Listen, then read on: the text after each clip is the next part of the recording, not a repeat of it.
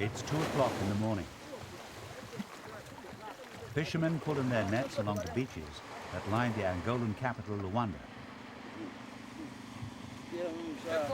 This is a nightly ritual.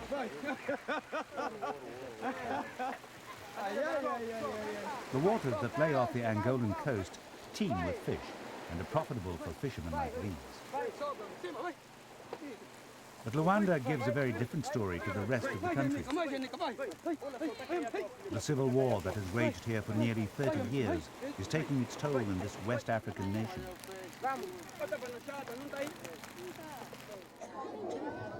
Hundreds of dislocated families wait at a temporary camp in the Bahia province, here in the central highlands of Angola. These are some of the tens of thousands driven from their homes by the guerrilla war. Hundreds arrive in this province alone every single day. After Angola's independence in 1975, government troops became locked in battle with rebels of the National Union for the Total Independence of Angola, UNITA. It was called the 16-year war, but it's still not over.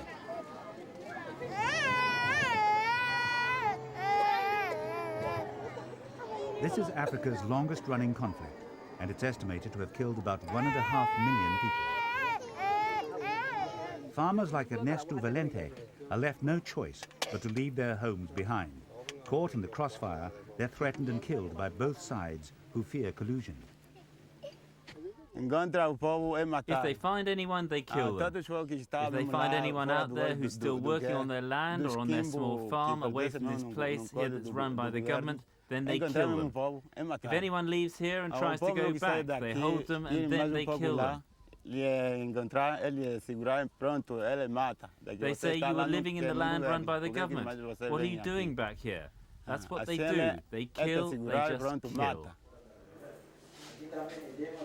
In the regional capital, Quito, the one hospital is full to bursting.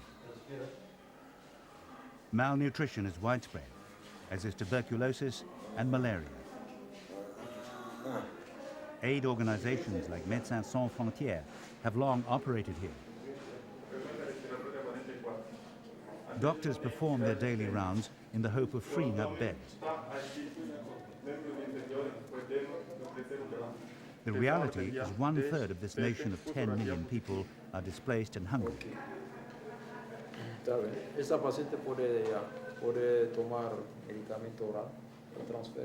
Dr. Brook is responsible for up to 100 patients every single day.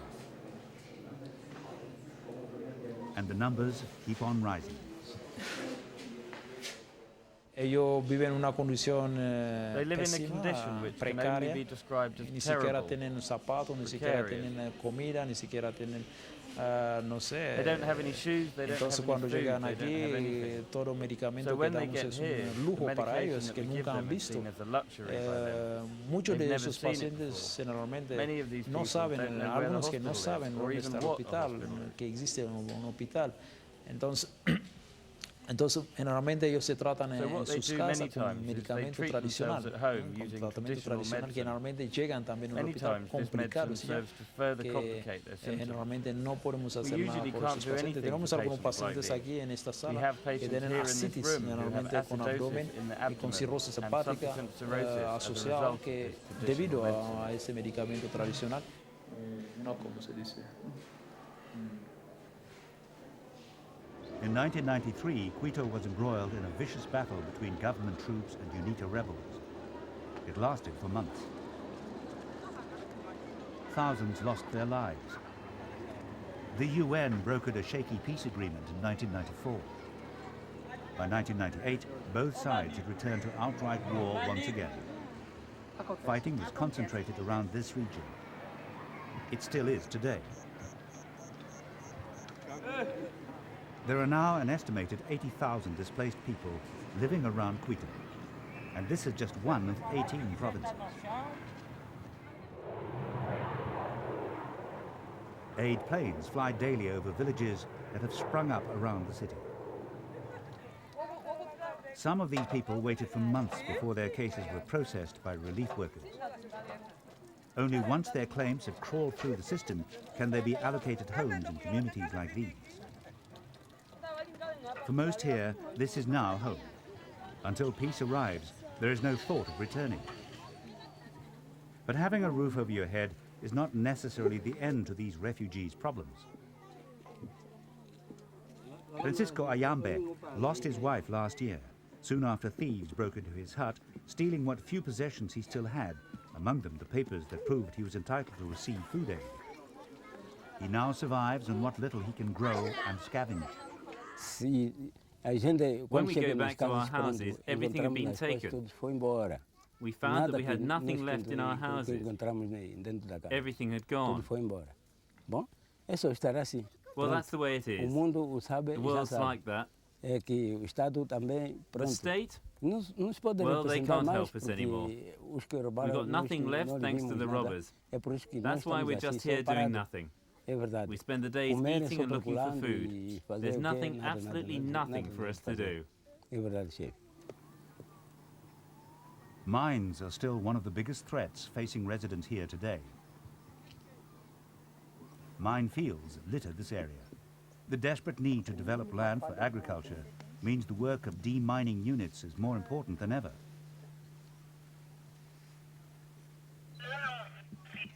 Here, operatives are clearing an area that will eventually house 42 families.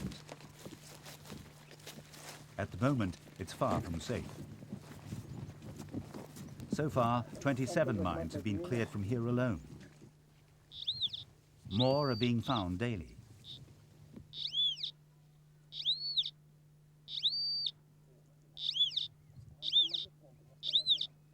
The sheer confusion of the war years means locating the mines is a nightmare. I think it's thousands of mines. We are destroying mines that were placed here during the 16-year war. There are mines that were placed after the 16-year war. UNITA placed mines. The armed forces placed mines. It is impossible to give a concise or coherent estimate as to how many mines exist. I believe that there are thousands upon thousands of mines. Every single Angolan today faces a very real threat of setting off a landmine based upon the very rough estimates we have made of the sheer volume of mines that exist in the Angolan Republic.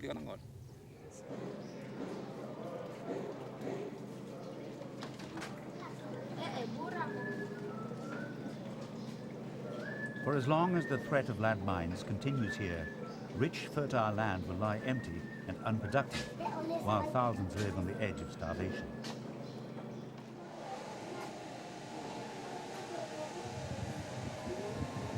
The production of prosthetics has become an industry in Quito. This factory supplies the ever-present demand for false limbs. These employees are part of a slick production line. Their skill and craft bears testimony to the war's stubborn grip on Angola.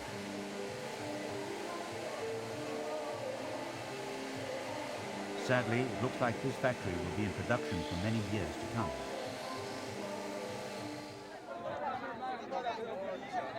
A storm is approaching Quito in what is the beginning of the rainy season. Normally, it's a cause for celebration and heralds a good harvest. But tempers are running high at this food distribution point.